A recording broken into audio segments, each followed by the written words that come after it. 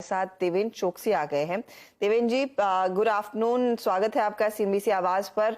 Market एक बहुत ही interesting position में आकर खड़ा है और आज सुबह में हमने इनफैक्ट एक डिटेल बातचीत इसकी भी की कि कैसे एफआईआई ब्रोकरेजेस को लग रहा है कि भारत में इस समय पैसे लगाने का एकदम सही मौका है।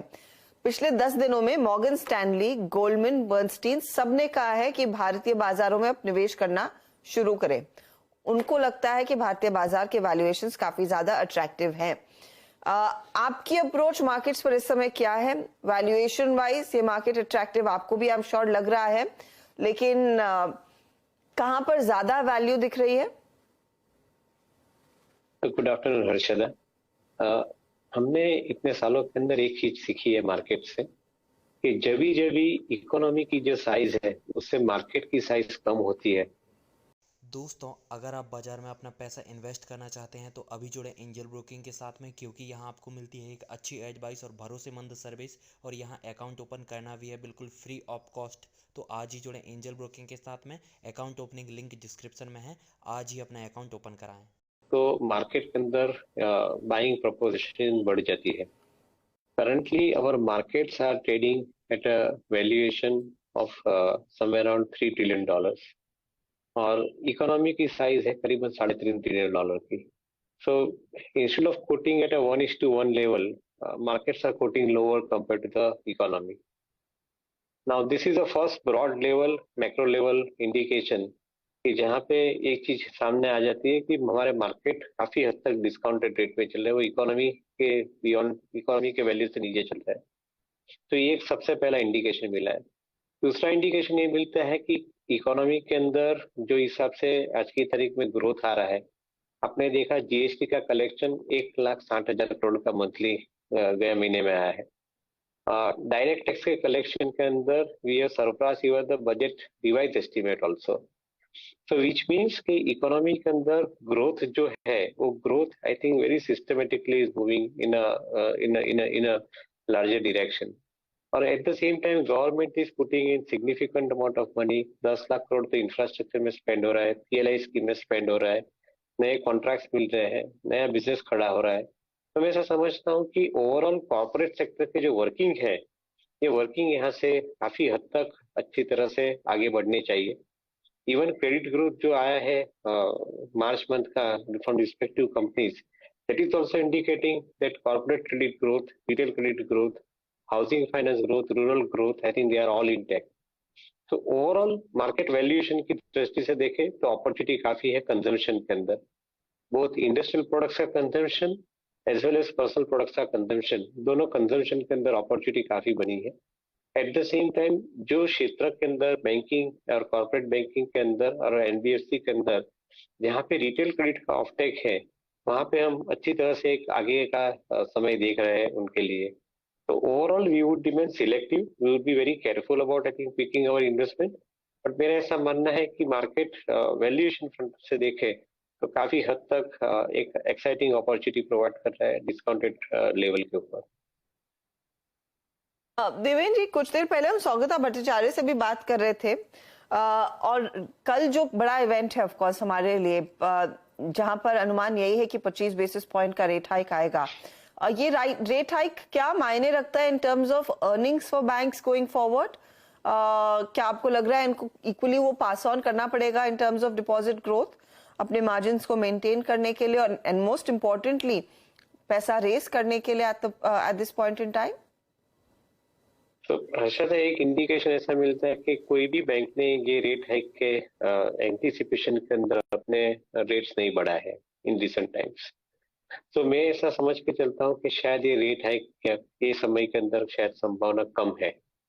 हैविंग सेड दैट, क्योंकि इसका भी एक नजरिया ऐसा है कि क्रूड ऑयल के दाम जो है वो कंपेरेटिवली कम है। Of course I think because of the OPEC decision to do the production cut, थोड़े दाम बढ़े हैं, but overall I think crude oil prices have remained stable to downwards. Because of that, all the commodity prices are also remaining stable to downwards. तो मेरा ऐसा मानना, including in agree commodity, I think prices essential commodities के जो दाम है वो काफी हद तक अंदर कंट्रोल में है। तो शायद आरबीआई के पास इमीडिएटली कोई ऐसा कारण नहीं है कि जिसके अंदर वो अपने रेट ऑफ इंटरेस्ट बढ़ा के आई थिंक इकोनॉमी को ज्यादा कुछ इम्पैक्ट करे। ऑन द कंट्री में मानता हूँ कि अगर सेंट्रल बैंकर जल्दीबाजी में नहीं रेट हाइक करते हैं तो शायद वो इकोनॉमी के अंदर जो शॉक है वो एब्सॉर्ब करने की एक अच्छी तरह से उनको एक क्षमता देते हैं। अगर आपने बहुत जल्दीबाजी की रेट हाइक करने के लिए तो शायद I think will be creating significant amount of damage to the entire financial system which we are seeing in the western world today. So in my viewpoint, I think rate hike probably at this juncture is not calculated.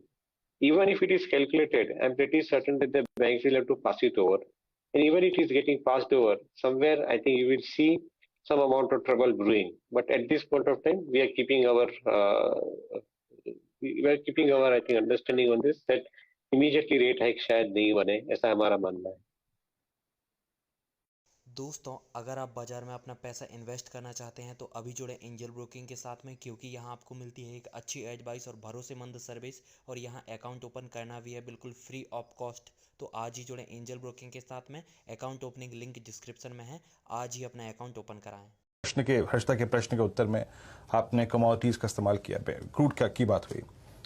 ये commodity users इस कार्यक्रम में पिछले ही दिन हम बहुत एक detail discussion कर रहे थे एशियन पेंट्स पे, बर्जर पेंट्स में। आज तो फिर भी एक टेक्निकल पुल बैक है, बट बाजार ने मोर और लेस पिछले 6 महीने में इन स्टॉक्स में इंटरेस्ट नहीं शो किया। आपका व्यू सर, मतलब ये हिस्टोरिकली बड़े क्रिटिकल लेवल्स हैं, specially in stocks like Asian paints. आप लोग क्या व्यू रखते हैं इस वक्त इन स्टॉक्स पे, इतनी 6-7 महीने की एक बहुत ही खराब प्राइस परफॉर्मेंस के बाद? Many a times हमारे मार्केट के अंदर I think we find this kind of situation कि जहाँ पे जो फ्रंटलाइन स्टॉक है उनके अंदर नए फंड एलोकेट नहीं होते हैं, तो एक तरफ उनकी जो तेजी बाजार में प्राइस की तेजी होती है वो अटक जाती है। तो similar situation we are experiencing in some of the frontline names including Asian Paint. But जहाँ तक बिजनेस कारोबार का सवाल है, मैं नहीं मानता हूँ कि उनके लिए कोई विपरीत परिस्थिति है। ऑन द कंट्री में मानता हूँ कि एक तरफ क्रूड ऑयल और उनके डेरिवेटिव प्रोडक्ट्स के दाम कंपैरेटिवली नीचे आए हैं because the rate has come down, so margin protection is happening for most of the companies which are basically connected with the crude oil and the related prices, Asian Paint included. मेरा ऐसा मानना है कि demand scenario overall intact है as far as the paint industry is concern. Cost pressure का जो दायरा है वो थोड़ा शायद अंदर कंट्रोल है। तो ओवरऑल मैं ऐसा समझ के चलता हूँ कि आई थिंक कंपनी के नतीजे कुछ भी ठीक आएंगे। मे बी पिछले सालों के अंदर शायद आई थिंक हमारे मार्केट के अंदर एक ऐसी उम्मीद बनी थी कि ग्रोथ रेट बहुत फास्ट आएगा, नए फंड भी बहुत फास्ट आएंगे, बट शायद ग्रोथ रेट के अंदर थोड़ा बहुत मॉडरेशन आता भी है। फिर भी मैं समझता हूँ कि जो leadership company like Asian Paint है, पीडीलाइट है, उनके लिए मेरे ख्याल से डिमांड सिनेरियो इंटैक्ट रहता है। प्राइसिंग सिनेरियो कॉस्ट के दाम होने के कारण आई थिंक इंटैक्ट रहता है। तो overall profitability scenario remains I think relatively positive. May be current market के अंदर आपको ये अपॉर्चुनिटी मिल रही है लोअर लेवल के ऊपर, आई थिंक सिस्टमेटिकली एक्यूमुलेट करते हैं जो लोग अच्छी कंपनी के शेयर, तो जब भी मार्केट में तेजी आती है वहां पे आपको कमाने की ज्यादा उम्मीदें बनती है, पॉसिबिलिटीज बनती है। अच्छा देवेंद्र जी, ये जो कल परसों में ऑटो नंबर्स आए, उनको आंकड़ों को देखने के बाद आपको लगा क्या? हाँ, एक्सपोर्ट मार्केट से अगर आप देखें, एक चिंता के विषय पहले थे। बजाज ऑटो ने अगर आप देखें कल के नंबर्स के बाद एक स्ट्रांग मूव दिया है, और टीवीएस काफी स्ट्रांग मूव दे रहा है, और हीरो मोटर कॉर्प में पुल बैक आया है। बट ओवरऑल नंबर आपको लगे कैसे? Both I mean in 2 wheeler space, 4 wheeler space, commercial vehicle segment, और आप लोग की टॉप प्रायोरिटी इसमें क्या है सर? क्या चीज कर रहे हैं आप? क्योंकि ऑटो में एक सब्सटेंशियल डिप आया है फरवरी मार्च में, इस डिप पर आपका व्यू क्या है इस वक्त? मेरा ख्याल से सबसे ज्यादा कॉन्फिडेंस जो बनता है वो कमर्शियल व्हीकल के अंदर बनता है। पैसेंजर व्हीकल का उसके बाद में नंबर आता है और 2 व्हीलर्स का लास्ट में नंबर आएगा, क्योंकि कमर्शियल व्हीकल के अंदर ग्रोथ अच्छे है। जैसे हमने टाटा मोटर्स के नतीजे भी देखे, आयशर के नतीजे भी देखे, और इंक्लूडिंग एमएनएम फाइनेंस जैसी कंपनी के जो लोन डिसबर्समेंट है जो लार्जली कमर्शियल व्हीकल सेगमेंट में, pre owned as well as new vehicle segment में जो लोन डिसबर्स करते हैं, उनके भी हम लोग ने नंबर देखे। तो ये चीज डेफिनेटली कंफर्म होती है कि commercial vehicle as a segment is remaining absolutely well placed comparatively. और मैंने पहले भी इस चीज के ऊपर एक भार दिया है कि जब गवर्नमेंट इतने बड़े पैसे इकोनॉमी के अंदर इंफ्रास्ट्रक्चर के माध्यम से खर्च कर रही है और इंडस्ट्री उसके साथ में पीएलआई की स्कीम के थकी नया ग्रोथ ला रही है, तो मैं ऐसा समझता हूँ कि commercial vehicle would be the performer, and not only performer but I think slightly better performer compare to the growth in the economy. तो अगर इकोनॉमी के अंदर ग्रोथ करीबन 60% का आता है, commercial vehicle could possibly perform at 10 to 11%, ऐसा मेरा मानना है। तो मैं ऐसा समझ के चलता हूँ कि ये ग्रोथ अगले समय के लिए 3 या 4 साल के लिए एक अच्छी विजिबिलिटी देता है। कमर्शियल व्हीकल के अंदर स्क्रैपेज पॉलिसी का इम्प्लीमेंटेशन होने से एक नई डिमांड ये साल के अंदर बन के आ रही है, और अगले 3 साल तक ये डिमांड डेफिनेटली विजिबिलिटी दे रही है। तो मैं ऐसा समझता हूँ कि with in auto space, if I have to put my money, I will put my money behind commercial vehicle. I will put my money behind certain OEM companies which are the ancillary companies which are supplying to OEMs. तो वहाँ पे मैं ज्यादा preference दूंगा investment के लिए। Okay, तो OEM suppliers और साथ ही साथ ऑटो एंसिलरी के लिए जो सप्लाई करती है और साथ कंपनियां, और साथ ही आप कमर्शियल व्हीकल्स पर ज्यादा बुलिश है। अच्छा, इस बीच 41,000 छू चुका है निफ्टी बैंक, 41,000 के पार निकलने में कामयाब। 41,002 41,003 तक के लेवल्स आपकी स्क्रीन पर एक बार फिर आते हुए दिखाई दे रहे हैं। तो ये री अटेम्प्ट है आखिरी आधे घंटे में 41,000 पर गढ़ बनाने का। इस बीच 17,549 पर निफ्टी ट्रेड करता हुआ, ये भी डे हाई पर ही कारोबार कर रहा है। देवेंद्र जी, एक स्टॉक एल&टी आज का आउट परफॉर्मर, इस पर मैं आपकी राय लेना चाहूंगी। पिछले 10-15 दिनों में हमने देखा है कई कंपनियों ने बड़े बड़े ऑर्डर इनफ्लोज अनाउंस किए हैं, और वो लार्जली वो ईयर एंड का इम्पैक्ट रहेगा। एल&टी, जीमेंस, एबीबी जैसे स्टॉक्स को लेकर टेक्निकल एनालिस्ट काफी बुलिश है। फंडामेंटली आपको लग रहा है ये स्टॉक आगे FY24 के लिए अच्छी खासी डिलीवरी करेगा?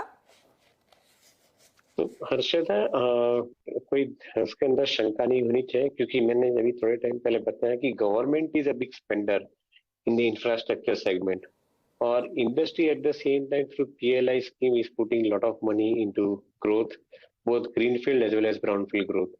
तो मैं ऐसा समझता हूँ कि ओवरऑल कैपिटल गुड्स कंपनीज जैसे एल&टी है, एबीबी, सीमेंस जैसी कंपनियां हैं, उनके लिए ऑर्डर बुक पोजीशन काफी स्ट्रांग है, और मैं ऐसा समझता हूँ कि अगले 3 या 4 साल के लिए ऑर्डर बुक आपको विजिबिलिटी दे रही है कि they will have systematically high amount of growth. जैसे एल&टी जैसी कंपनी के अंदर हम पकड़ के चलते हैं कि करीबन 15 से 17% के बीच में ओवरऑल आपका सालाना ग्रोथ आएगा। तो ये ग्रोथ आता है तो मैं ऐसा समझता हूँ कि ये कंपनी के शेयर के दाम जो है वो यहाँ से रीरोट होने की संभावना ज्यादा बनती है। एट द सेम टाइम जो समय के अंदर पीक बनता है, वो पीक मार्केट के अंदर आई थिंक इसको प्रीमियम मिलता है। तो मैं today's market I think is little bit low on the sentiment and technically weak. ये मार्केट के अंदर अगर आप दिग्गज company like L and T, Reliance, Tata motors जैसी कंपनी अपने पोर्टफोलियो में ऐड करते हो, तो सर्टनली आपको अगले 2 या 3 साल के अंदर इसके अंदर अच्छी एप्रिसिएशन मिलने की एक पॉसिबिलिटी रहती है। तो we consider this particular aspect more important at this point of time, and that is why we believe कि corrective downside of the negative sentiments in the market is a good omen for buying into some of the capital good companies like L&T. शुक्रिया हमारे लिए समय निकालने के लिए देवेंद्र।